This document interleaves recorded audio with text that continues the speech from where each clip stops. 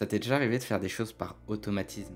Par exemple, tu voulais te mettre à bosser, mais au lieu de ça, tu as directement allumé ton tel et tu t'es mis à scroller pendant des heures. Alors que pourtant, t'avais tout ce qu'il fallait pour travailler. T'avais ton bureau, etc. Mais t'as laissé ton téléphone et vu que c'est d'habitude ce que tu fais devant ton bureau, t'es allé le faire. Très souvent, ce genre de situation arrive car tu manques de focus. En fait, ton cerveau, il arrive plus à se concentrer assez longtemps sur une tâche qui est compliquée et qui demande beaucoup d'énergie.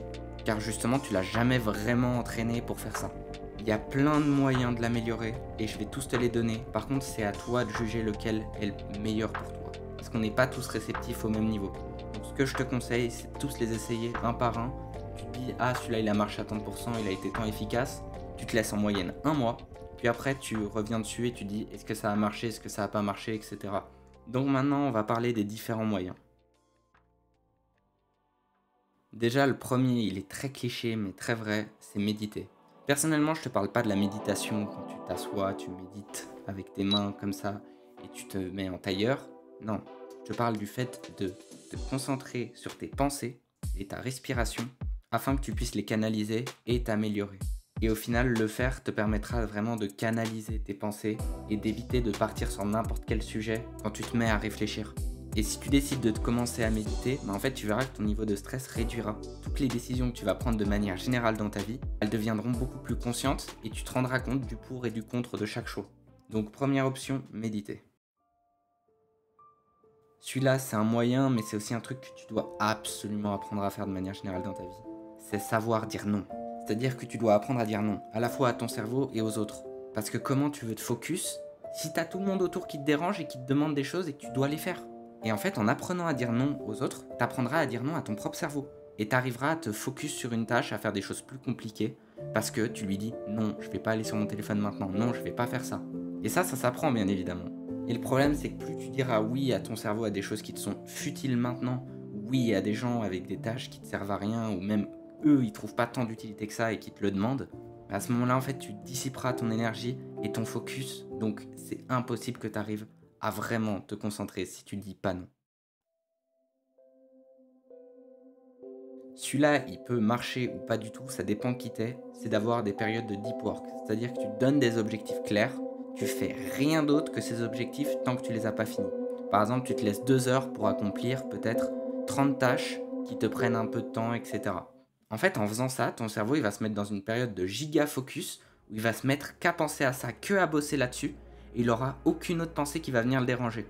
Et ces moments-là, ça peut aussi dépendre de qui t'es naturellement, c'est-à-dire que par exemple, si t'es quelqu'un qui a besoin de ces périodes de calme, bah, ça peut te donner plus 150% de focus, mais si t'en as pas vraiment besoin, ça peut être par exemple plus 20%. Donc c'est toujours bien à prendre, mais c'est pas le summum et le plus important à faire. Comme je t'ai dit au début, ça dépend de toi. Et si jamais au niveau des périodes de deep work, ton cerveau sera plus facilement habitué à en faire en disant que c'est efficace pour toi ou que tu as envie d'en faire, si tu les mets à des moments clés, par exemple tu dis tel jour à telle heure, toutes les semaines, tac, tac, tac, tac, bah en fait ton cerveau sera beaucoup plus habitué bien plus vite. Et surtout, au lieu de procrastiner ou d'aller sur ton tel et devoir te forcer à le faire, bah en fait il va naturellement commencer à le faire et je te promets que c'est génial.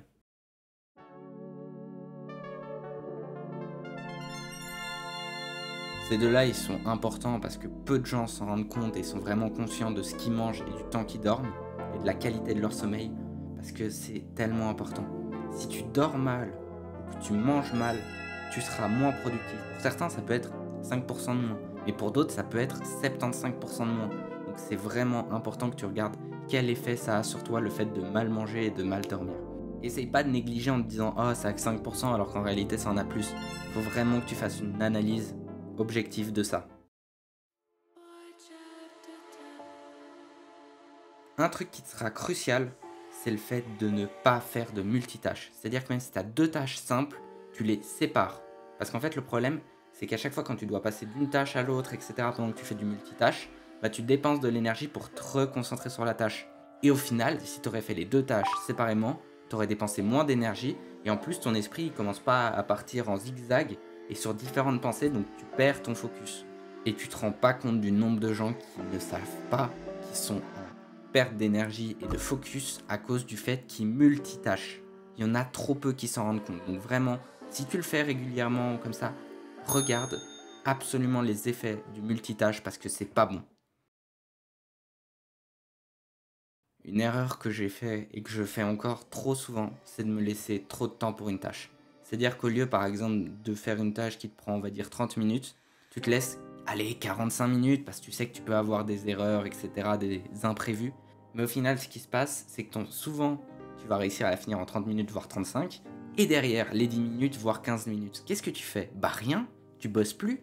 Donc ton cerveau, il arrête d'être focus sur ta tâche. Et quand tu vas devoir continuer ou faire une autre tâche derrière, bah c'est foutu. Tu vas devoir tout recommencer et te refocus à fond. Plus tu te laisses de temps de marge, en fait, tu verras, plus tu seras lent dans ce que tu fais.